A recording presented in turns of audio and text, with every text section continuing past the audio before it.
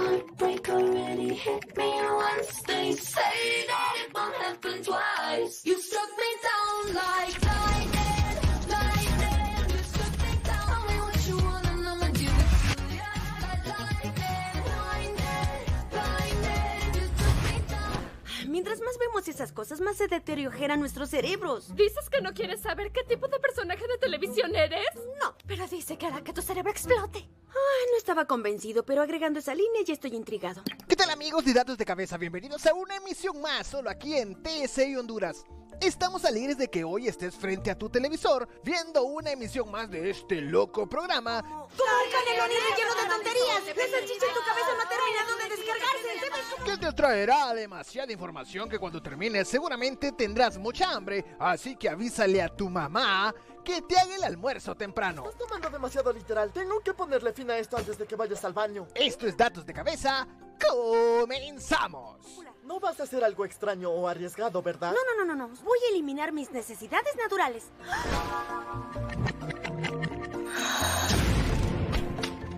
El instinto animal no solo ayuda a la sobrevivencia de las especies, también si sumamos la tecnología moderna, equipos de grabación y técnicas de edición, ciertos sucesos y acciones de los animales pueden volverse en joyas virales, como las que veremos en nuestro segmento Curiosidad Animal.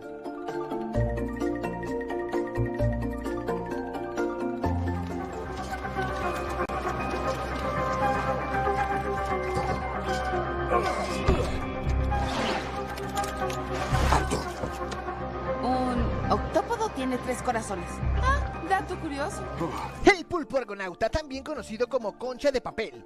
A primera vista puedes pensar que has visto antes a este animal, pero mira de nuevo. Puede ser que se asemeje a un nautilio, el molusco con concha que nos encontramos recientemente frente a la costa de Palau. Pero esto es una criatura totalmente diferente. Es un argumento, un tipo de pulpo que se diferencia de cualquier especie de hábitat en el mar. Pocas personas en el mundo estudian a estos misteriosos cefalópodos. Estos cruzan los océanos suspendidos en la columna de agua escondida dentro de sus delicadas conchas. Los encuentros son raros, así que cuando nos tropezamos con el material filmado de un cardumen o argonautas, hay que agradecérselo a científicos como el Dr. Julian Finn del Museo Victoria, que se encuentra en Australia. Con el fin que nos muestren sorpresas. Él nunca había visto nada igual. Son todas hembras, explicó Finn, que junto con sus colegas descubrieron que las finas carcasas con el papel ayudan a mantener a flote sus argúmenes. Los machos de los argonautas son pulpos de apenas unos centímetros de longitud, miden el 10% del tamaño de las hembras de su especie y carecen de la delicada concha calcásica que ellas segregan, y que contienen unas bolsas de aire que les permite ascender y descender en la columna de agua, a la vez que sirven de espacio donde incuban los huevos. Como es obvio, esa gran diferencia del tamaño es todo un problema a la hora de aparecer, pero la evolución ha encontrado que esto no es solo un problema y el pequeño pulpo argonauta ha logrado ingeniárselas para conseguirlo. La estrategia es la siguiente. Los machos cuentan con un tentáculo tuneado que hace las veces del órgano copulador masculino. Se trata concretamente del tercer brazo, que está adaptado para almacenar las espermatozoides. Así, cuando una hembra está en su alcance, el macho se desprende de su ectocotíleo. Así se le llama a este tentáculo, que se agita como un gusano y penetra en el saco de los huevos de la hembra para fertilizarlos. Pero no siempre logran la fertilización porque la hembra puede almacenar unos cuantos hectacotilios. Este puede ser en su interior y permite la fertilización cuando sea más conveniente para ella. No hace tanto que se conoce la funcionalidad del tentáculo. El zoológico francés Georges Cuvier, quien documentó por primera vez la presencia del ectocotilio en una hembra de este tipo de pulpo, pensó que se trataba de un gusano parásito, al que bautizó en 1829 como Ectocotyles octopis. La funcionalidad del ectocotilio se ha podido descubrir tras estudiar a las hembras, estas que viven en agrupaciones en mar abierto y observan a los machos muertos. Y es que estos pierden la vida cuando sueltan este tentáculo. Hasta el momento, aún no se ha visto ningún ejemplar vivo. Dura y breve vida la del pulpito argonauta, pero no estéril. Cada puesta de una hembra se compone de miles de huevos. Nautiluses son los únicos cefalópodos vivientes cuya estructura ósea del cuerpo se exterioriza como una concha durante el día. Estos animales viven a profundidades alrededor de 300 metros, pero durante la noche llegan hasta 100 metros para alimentarse y aparearse. Esto los pone así fuera del alcance del buceo recreativo. Una oportunidad única para conocer estas criaturas, aparte de no encontrarse en las aguas aledañas a nuestro país. Esta es una de las razones por la cual fue imposible documentarlos propiamente. Existen maneras de capturarlos usando como carnada el pollo, lo cual se considera alimentos muy raros para los moluscos, pero les encantan. Y son más ancianos que los dinosaurios, por consiguiente han sobrevivido millones de años.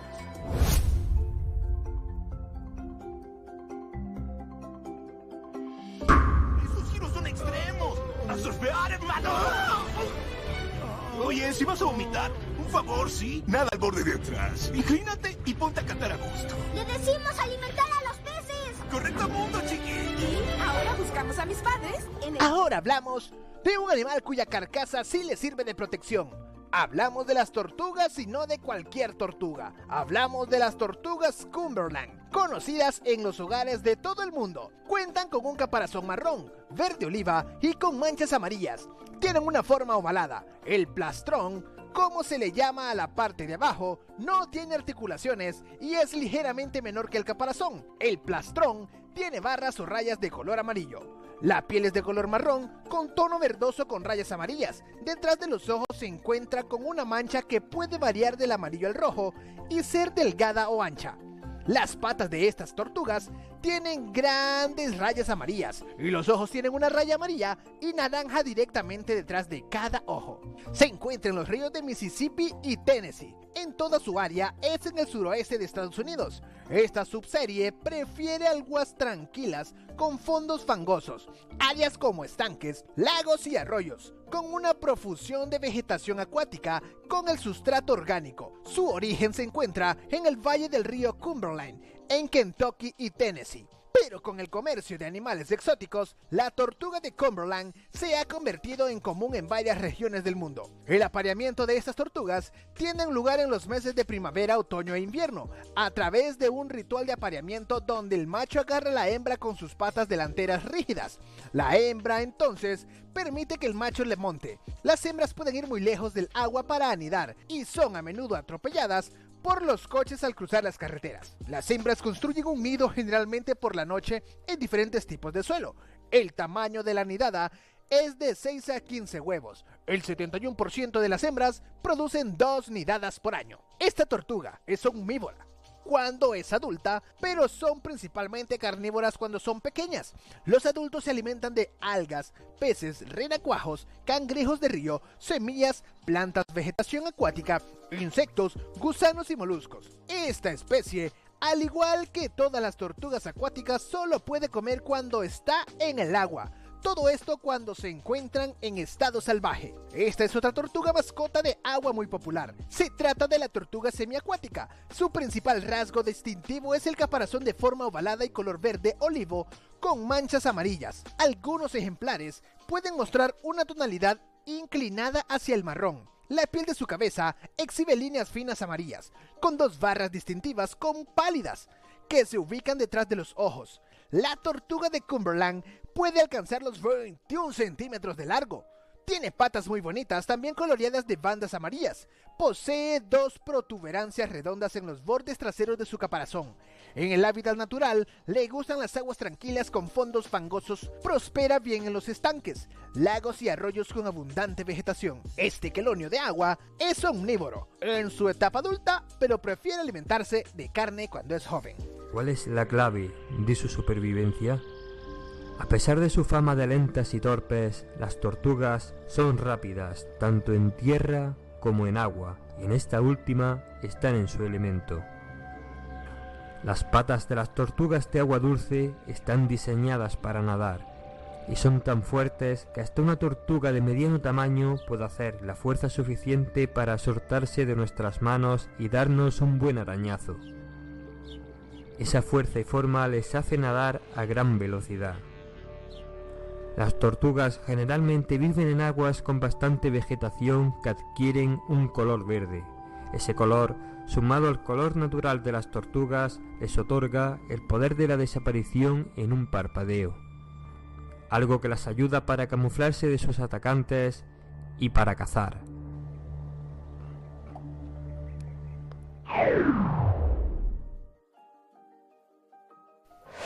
¿Tienes que volver al trabajo? Sí, claro, pero tengo un amigo que me debe un favorcito. Smithers, ¿quién es este arribista con pecho de barril? La morsa es un animal bigotudo y de largos colmillos. Se encuentra principalmente cerca de los círculos polares árticos, donde se tumba en el hielo en compañía de cientos de congéneres. Estos mamíferos marinos son extraordinariamente sociales, siempre bramando y gruñéndose unos a otros con gran potencia. Si bien se vuelven agresivos durante la época de apareamiento, las morsas con sus arrugados pelajes pardos y rosas se distinguen por sus largos colmillos blancos, bigotes grisáceos, aletas planas y cuerpos repletos de grasa. Su dieta se basa principalmente en almejas. También comen pepinos, corales, una variedad de moluscos, langostinos, cangrejos, gusanos tubulares, tunicados y otros organismos. Si bien las morsas comen todo tipo de criaturas acuáticas, su alimento por elección son las almejas. Para encontrarlas, las morsas realizan buceos submergios a lo largo del suelo marino y buscan sus presas con sus sensibles bigotes. Una vez que la encuentra, la morsa sella sus labios del caparazón de la almeja y luego retrae su lengua rápidamente. Este movimiento crea un vacío que le permite succionar a la almeja fuera de la valva. La morsa también puede depredar sobre focas y narvales. Si se encuentran atrapadas en el hielo, en general pueden bucear hasta profundidades de 80 a 90 metros y quedarse debajo del agua por 30 minutos seguidos. Las morsas se mueven en manadas sobre los témpanos y en las costas. Por lo general, los grupos están separados por género. Las relaciones se vuelven menos amistosas durante la temporada reproductiva, cuando los machos luchan por la supremacía sobre el harén. Cuando se está soleando, las morsas pueden agruparse de cientos. Durante la temporada reproductiva, estas cifras pueden ascender a miles de individuos. Si la manada es sorprendida, la estampida que se genera puede llegar a aplastar a miembros de su propio grupo. ¿Qué tan rápido pueden moverse las morsas? Las morsas pueden desplazarse sorprendentemente rápido en tierra, equiparando la velocidad de un ser humano al correr, dado que correr con sus 4 aletas como un perro, mientras las focas solo pueden realizar movimientos ondulares y arrastrándose con sus aletas delanteras. Al nadar, las morsas se vuelven agraciadas, utilizando todo su cuerpo para deslizarse a través del agua. En promedio, nadan unos 7 km por hora y pueden acelerar hasta 35. En el Atlántico y Pacífico es posible ver a cientos de morsas migrando hacia el norte durante la temporada de verano. Cuando las aguas se liberan del hielo, las manadas en el mar de Laptev están medianamente arraigadas, desplazándose muy poco. ¿Qué tan rápido pueden moverse las morsas?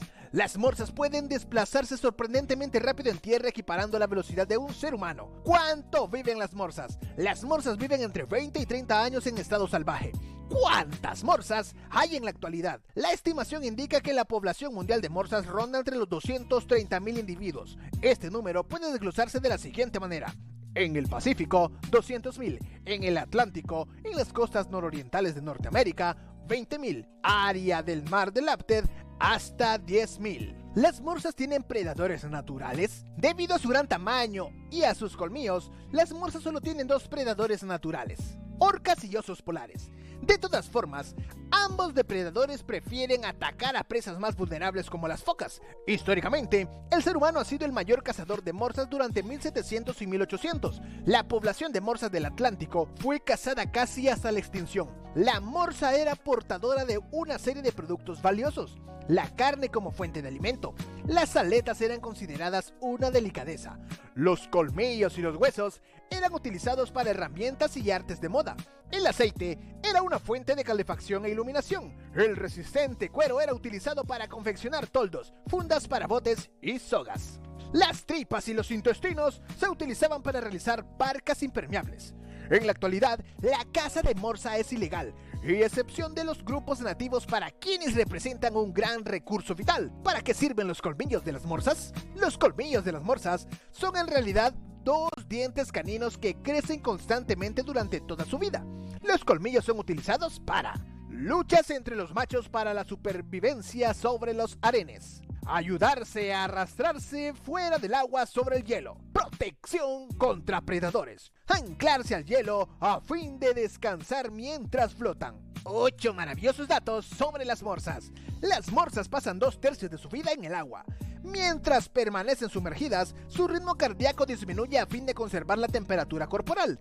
Otvenus rosmarus. El nombre científico de la morsa significa caballo de mar que camina con los dientes. Una morsa sumergida puede escucharse a 1.5 kilómetros de distancia.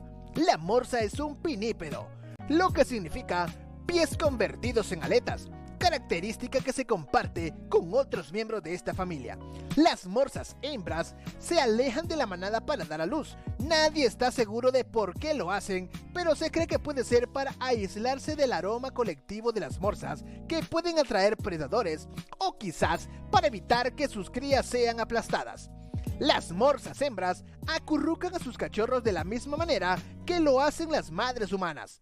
El ritmo metabólico de las morsas requiere de un individuo de 1.300 kilogramos, ingiere alrededor de 70 kilogramos de mejillones, esto por día en promedio.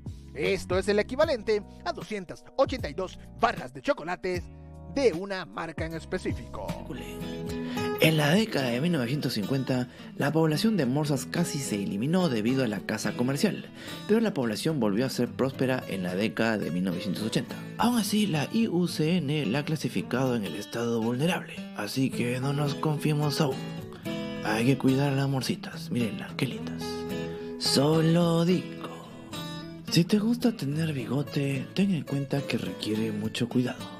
Hay que asearlo constantemente y hay que acicalarlo para que se vea presentable. Solo así podrás ser portador de un bigote admirable y respetable, de esos que quedan en la historia. Cada día los avances tecnológicos se sumergen más en las cosas cotidianas, facilitando nuestras tareas domésticas para aprovechar más nuestro tiempo. Nos iremos a una pausa comercial, tiempo suficiente para que tus neuronas estén listas para más datos de cabeza.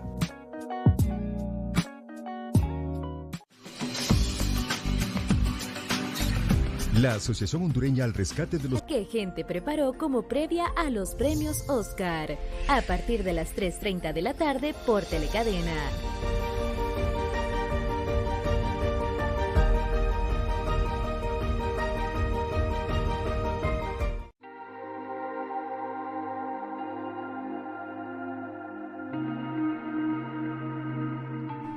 No podemos dejar atrás, lo que a diario nos envuelve, aquello que siempre está en nuestras manos y va creando una relación de dependencia cada vez más grande.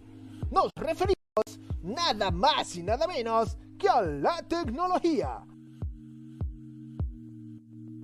donde veremos lo más sorprendente de los nuevos desarrollos y también esos momentos donde la tecnología nos deja mucho que desear. Quiero algo para recibir correo electrónico. Necesita algo de primera categoría para eso. Es la computadora que usan los astronautas para sus impuestos. ¿Yo he sido astronauta? Ah, claro. $5,000. Tenemos una nueva Mac que se llama la Mac Studio. Esta es la nueva computadora de Apple y es bastante impresionante lo que ellos están haciendo, porque ya de hecho era increíble el poder de una MacBook M1, por ejemplo, o la MacBook Air o la MacBook Pro, pero ahora fueron un paso más allá y lo que están haciendo es que toman un M1 Max y lo están juntando con otro M1 Max. Lo llaman Ultra Fusion y lo que hacen es que literalmente están conectando dos procesadores para crear un nuevo super chip. Para lo que es el software, esto funciona exactamente como un solo procesador, a diferencia de otro tipo de arquitectura donde habían dos chips, y eso lo que hacía era que con el tiempo y los problemas térmicos el rendimiento bajaba. Pero esta Mac Studio con el nuevo procesador M1 Ultra ya por sí misma es suficientemente poderosa para competir con la Mac Pro. Y de hecho la versión base de la Mac Studio con el M1 Max, ojo, el M1 Max, esa es la versión básica, 512 SSD, 32 GB de RAM, unificado por supuesto, y este procesador es igual o superior a la versión básica de la Mac Pro, que vale 3 veces más. Estamos hablando de 2.000 euros alrededor contra unos aproximados 6.000 tanto de euros, lo cual es impresionante el poder que Apple está trayendo a sus computadoras. Aunque también soy usuario de Windows desde hace 25 años, pero también utilizo Mac para lo que es YouTube, para editar videos, fotos, es algo que a mí me encanta hacer, y realmente Mac es impresionante con esto. Y ya aún así con la M1, con la simple M1, el rendimiento es excelente. La Mac Studio está trayendo una potencia de alrededor de 8 veces una MacBook M1. 8 veces, o sea, es impresionante lo que están haciendo. Y de hecho, por ejemplo, el precio de una Mac ya es alrededor de unos 1.000 euros, y esta Mac Studio por 2.000 tanto de euros está dando 8 veces la potencia. Y algo súper importante, por lo menos para mí como creador de contenido, es que esta Mac Studio tiene, por ejemplo, el lector de tarjetas SD, tiene muchos puertos, tiene 2 puertos USB tipo C en la parte del frente, y a la parte de atrás también tiene varios puertos, no solo USB tipo C Thunderbolt, pero sino que también tiene los USB tipo A, lo cual es bastante interesante porque es como regresar un poco al pasado, porque Apple estaba eliminando los puertos. Y un ejemplo súper fácil es la MacBook Air y la MacBook Pro, que ellos de verdad solo dejaron 2 puertos USB tipo C. Y otra cosa muy interesante que tiene esta Mac Studio es el sistema de disipación de calor, porque es masivo, realmente deja a uno pensando por el consumo de energía, porque uno ve la rejilla, es enorme, es como si una Mac Mini se comiera a otra Mac Mini, y la verdad que es algo muy curioso. Pero en dado caso, los gráficos que ellos han compartido y toda la información que tenemos propia de Apple, hay que tener cuidado cuando uno lee estas cosas, porque a veces inflan los números o así, pero a primeras impresiones el rendimiento es muy bueno, muy alto, y sobre todo consume menos energía, y eso es algo que puedo confirmarlo totalmente, como por ejemplo con las MacBook. Esta computadora rinde muchísimo mejor, es más rápida, la experiencia de usuario es mucho más agradable y consume mucha menos batería. Obviamente a lo largo del día va a durar más. Con la parte de la Mac Studio, pues está conectada a la red eléctrica siempre, obviamente, pero a final de cuentas consume menos energía, y a la larga pues lo que sería, digamos, si la factura eléctrica pues es menor. Junto a esta Mac, algo importante es que sacaron un nuevo monitor. Yo no soy muy fan de eso porque yo ya tengo mi propio monitor, es un LG 4K 27 pulgadas HDR10. La verdad estoy muy contento, funciona muy bien. Apple vende una nueva solución que es el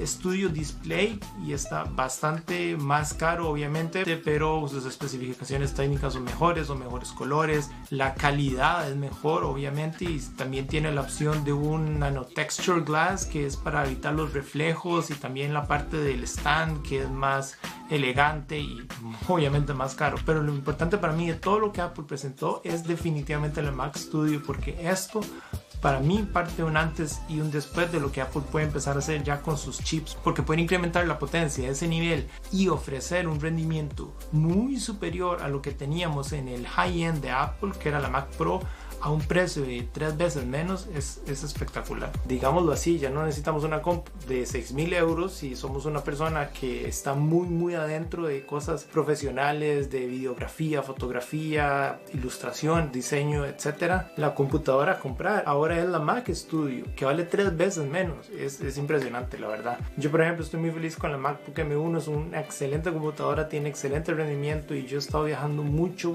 por el país donde vivo. Estoy en Alemania, y realmente tener una computadora con estas especificaciones y poder estar moviéndome constantemente es genial. De hecho, si yo pudiera elegir entre una sola computadora, yo elegiría la M1, aunque sí, la computadora con Windows tiene más RAM, tiene este procesador, que el Core i7, que eso, que el otro, pero al final de cuentas lo que importa es la experiencia de usuario.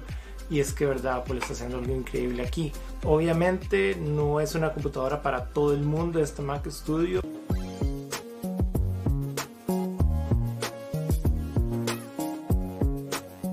Toda esta potencia, como te imaginarás, tiene un coste, y es que el Mac Studio parte con el M1 Max de los $1.999. La referencia anterior con la que Apple compara este dispositivo en su web, para que te hagas una idea, es el Mac Pro, que lleva un Intel Xeon de 16 núcleos y ese cuesta $7.999. Y bien, este es incluso más potente, pero la comparación, sobre todo a nivel de precios, más lógica sería con el MacBook Pro, que lleva un M1 Max, y el más económico parte de los $3.200, lo cual coloca al Mac Studio $1.000 más económico que un MacBook Pro, pero son dos ordenadores completamente diferentes. Para empezar, el concepto es diferente porque uno es portátil y otro es de sobremesa, y además en este de sobremesa necesitas añadirle un teclado, un ratón, un trackpad y por supuesto un monitor, un display.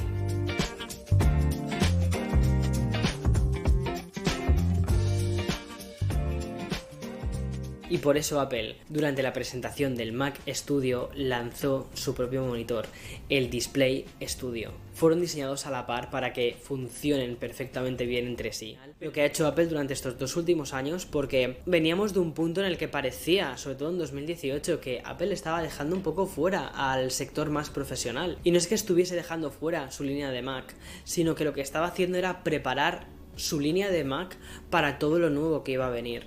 Y lo nuevo que ha venido, desde ese Mac Mini con un M1, después el MacBook Air, hasta este Mac Studio, está siendo una verdadera pasada. En fin, no me quiero ni imaginar lo que va a ser el sustituto o la renovación del Mac Pro. Nos iremos a una pausa comercial, tiempo suficiente para que tus neuronas estén listas para más datos de cabeza.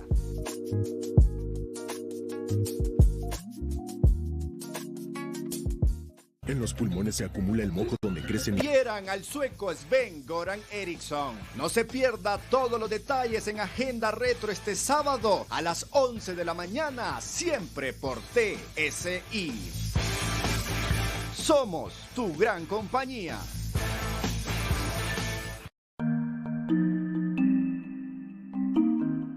La física, la química, las matemáticas están presentes en nuestras actividades diarias, independientemente nos gusten o no. La relación que tenemos con estas materias es inevitable, y eso es precisamente lo que encontraremos en esta sección llamada La Ciencia del Todo.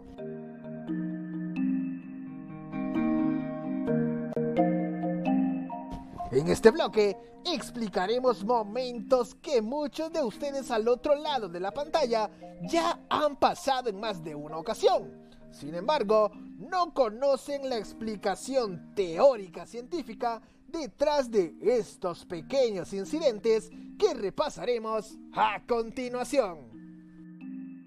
Un equipo de científicos estadounidenses han resuelto el misterio de las piedras que se mueven solas en el lago seco conocido como Valle de la Muerte en California. Se trata de la primera vez que una persona ha podido observar ese fenómeno en directo. Al principio de la década de los 40, se descubrió que cientos de rocas que se extendían por el valle, algunas de ellas podían pesar hasta 320 kilogramos, dejaban tras de sí un rastro de movimiento, como si se hubieran desplazado reptando.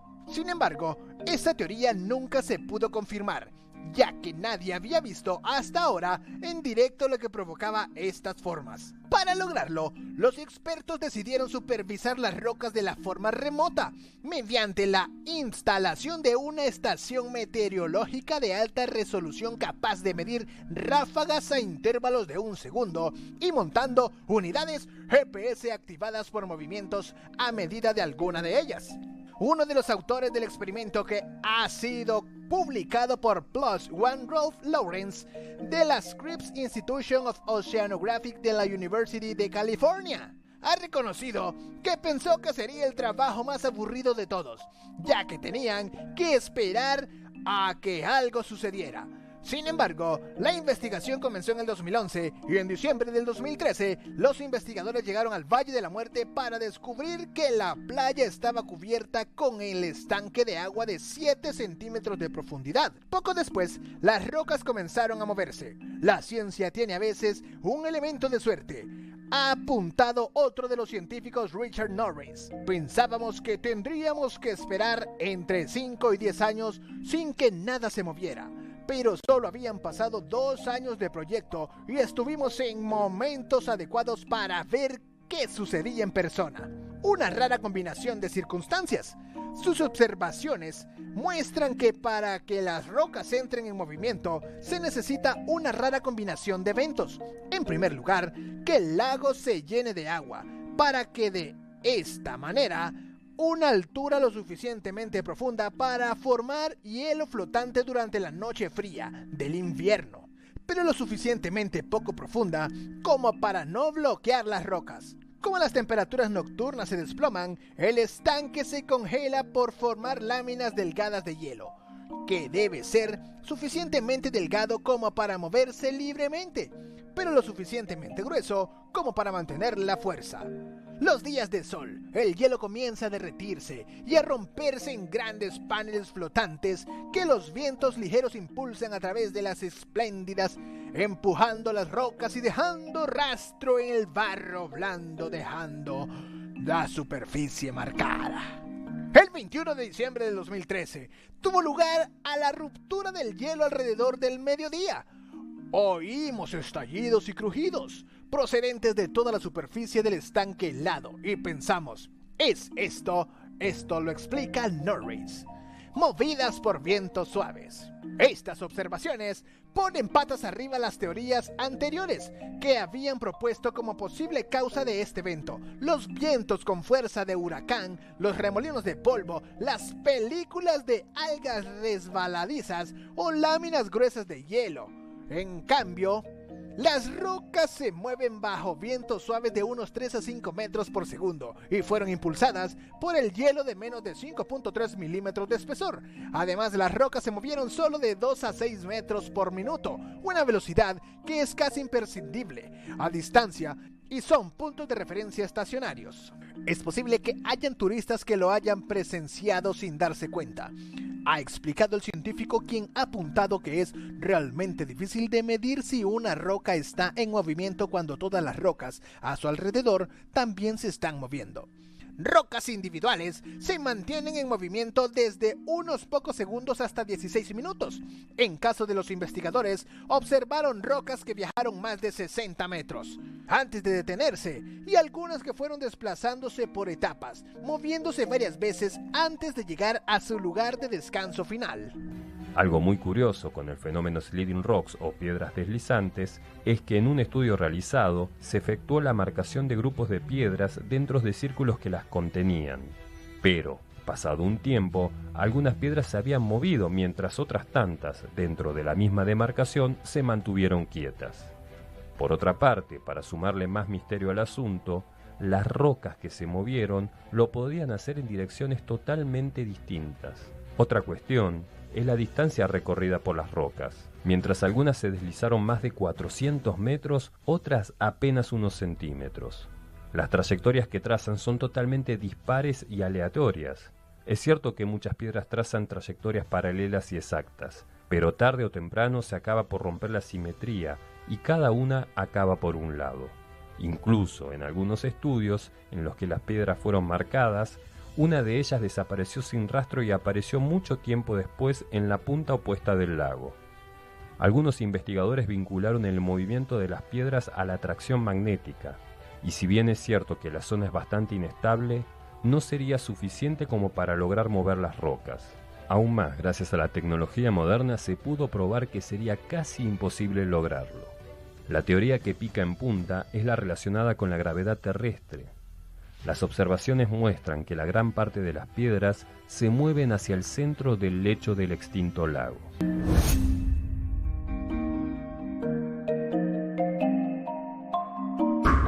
La erosión es el desgaste de las rocas, rotura o cambio de lugar de polvo, arena y piedras. Esos acantilados que nos impresionan, las cuevas, las gargantas, cañones, valles, todo el paisaje natural que admiramos ha sido formado durante miles de años donde no intervino la mano del hombre. La erosión está causada por elementos como el aire, el agua, la temperatura y por el hombre cuando se practica la minería, deforestaciones, agricultura intensiva, riego artificial y pastoreo intensivo.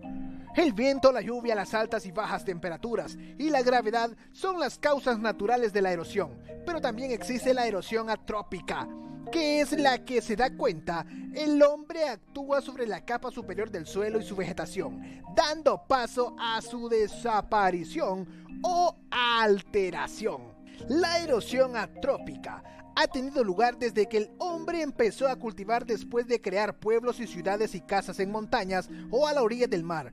Este tipo de erosiones es inevitable, ya que la humanidad evoluciona y crece, con lo que necesitamos espacios para vivir. Sin embargo, es posible tener el control sobre ella y proteger a la naturaleza. Una erosión atrópica sin control puede tener el efecto devastador si el suelo no puede soportarla. La erosión atrópica puede ser en la explotación. Ello ocurre cuando el suelo ha sido sobreexplotado para el cultivo.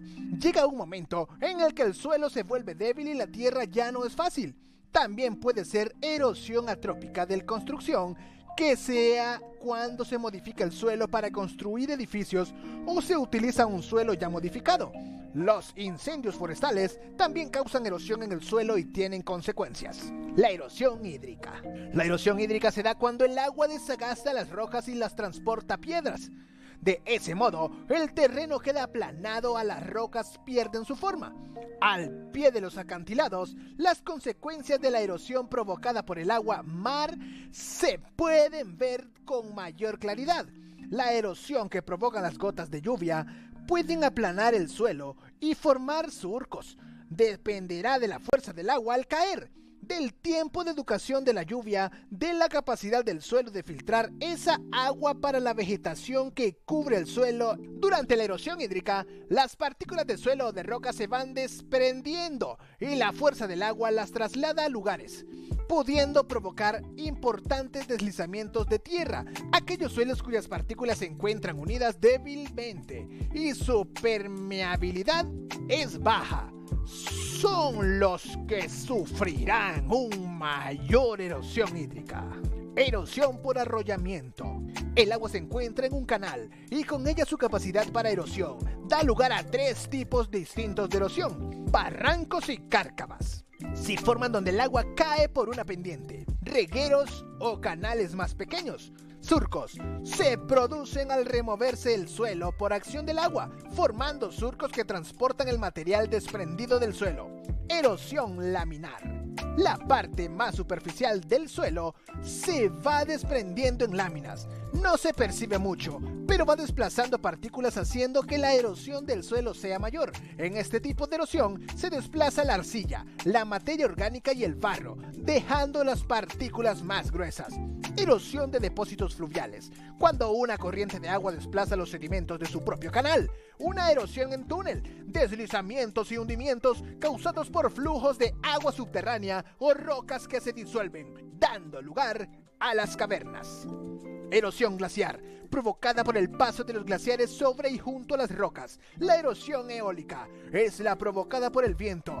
Dependiendo de su fuerza, puede remover las partículas del suelo o desgastar las rocas.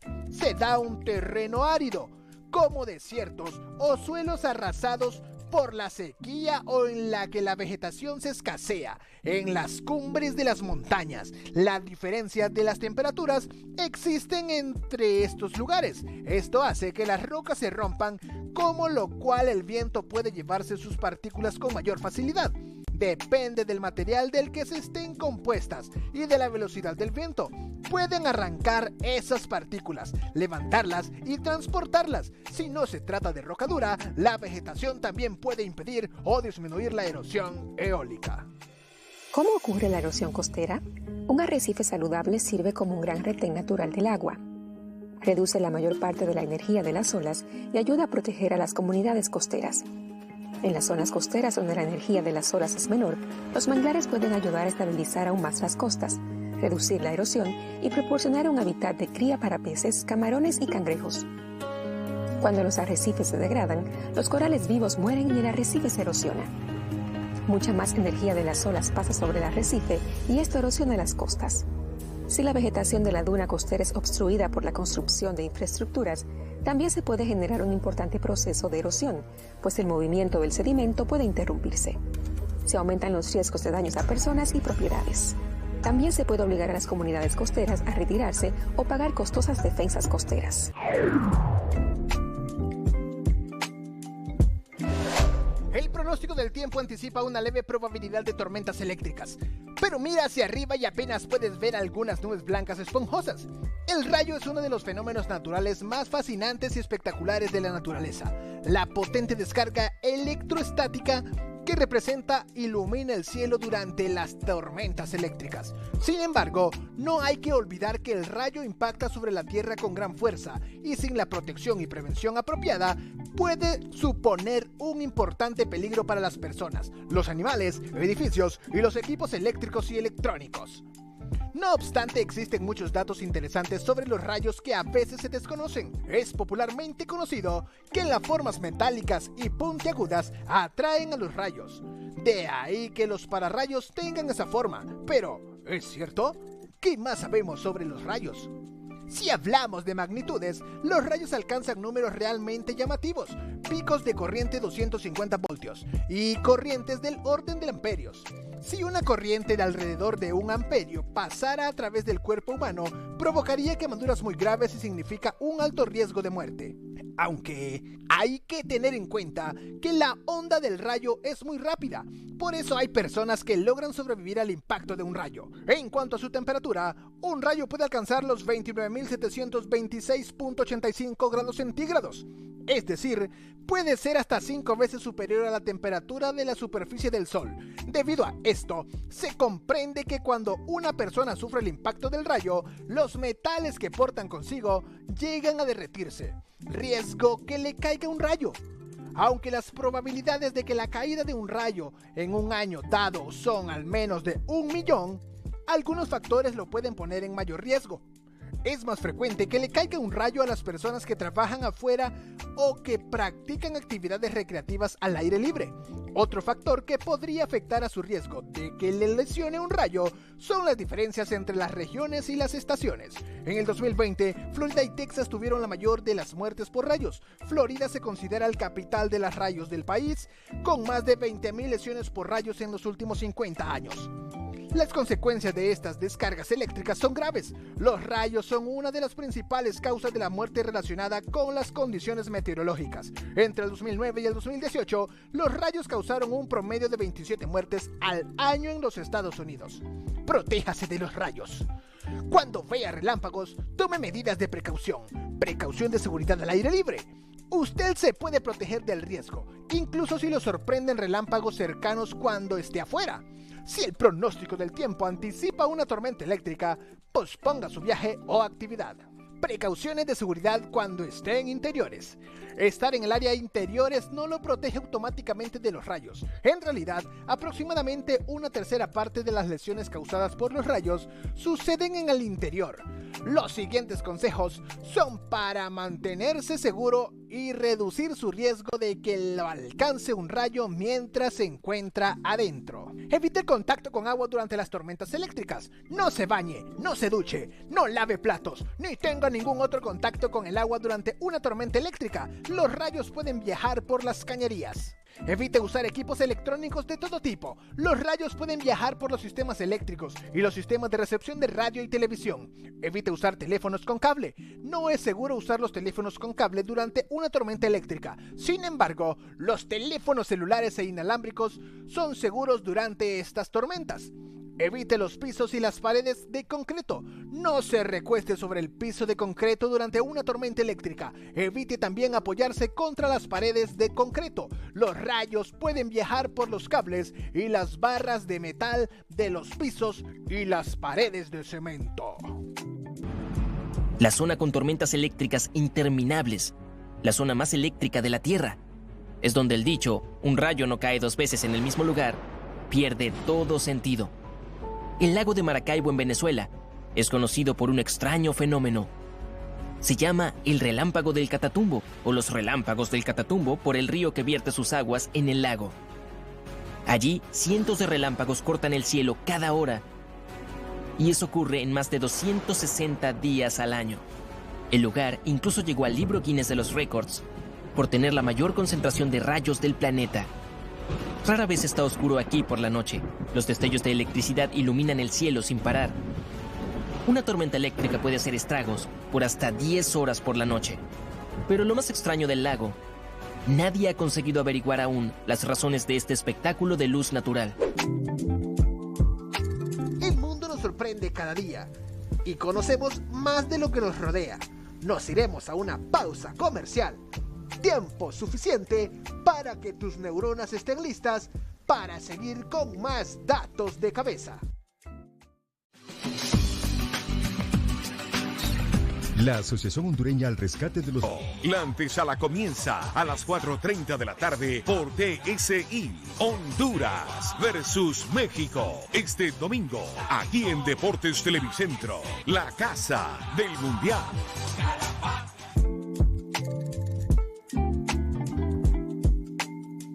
Frente a la costa de Irán nos encontramos con Hormuz, una pequeña isla que pertenece a ese país. Allí viven unas 7.000 personas. Está a 8 kilómetros del continente y tiene 42 kilómetros cuadrados de superficie.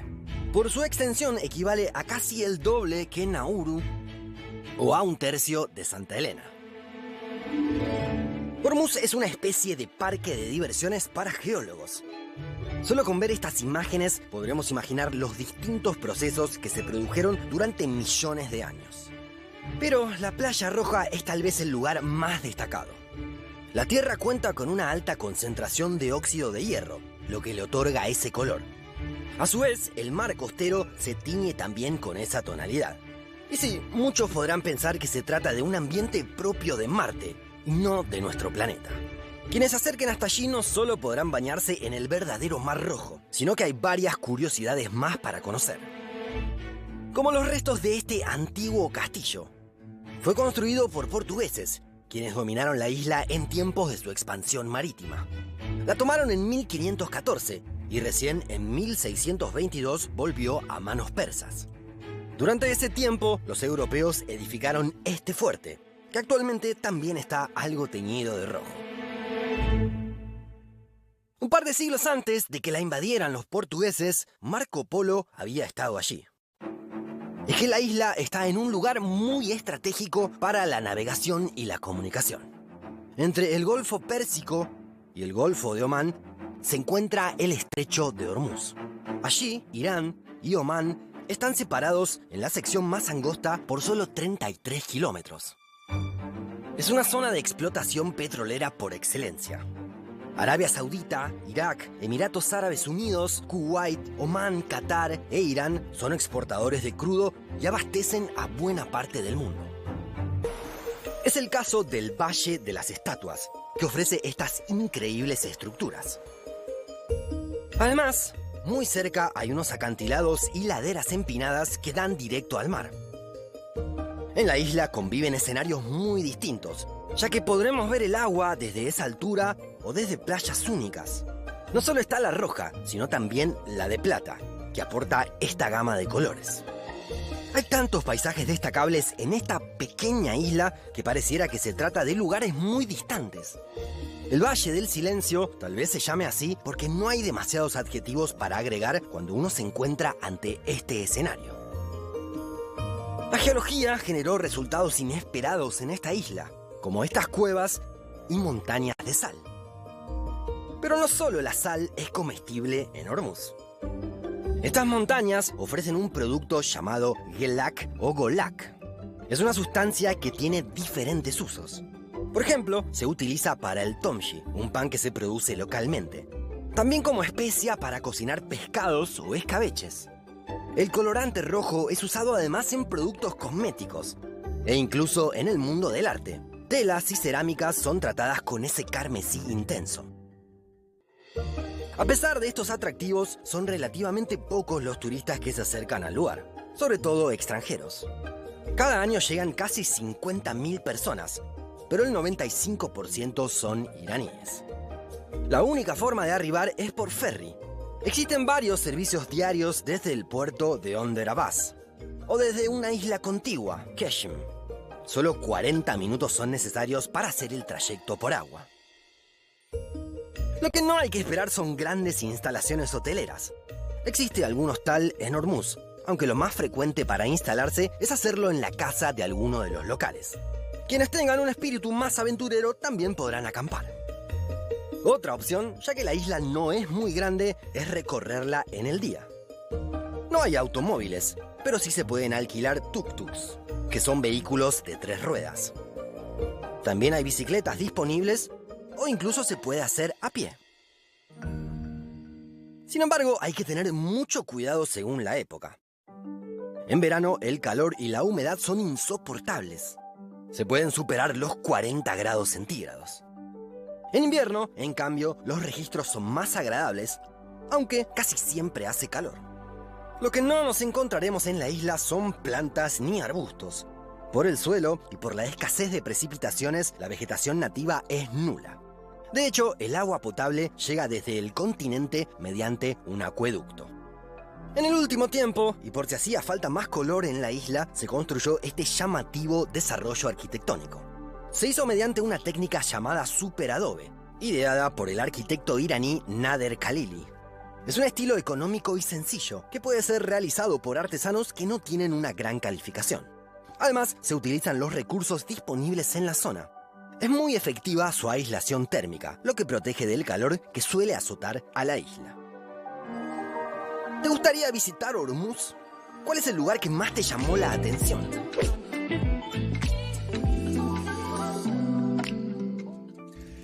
Y luego de disfrutar de esta hora de entretenimiento y mucha información curiosa que muchos de nosotros desconocíamos, ahora podremos contar aquellos datos que hemos aprendido el día de hoy. Muchísimas gracias por haber sintonizado Datos de Cabeza de parte de TSI. Hasta la próxima.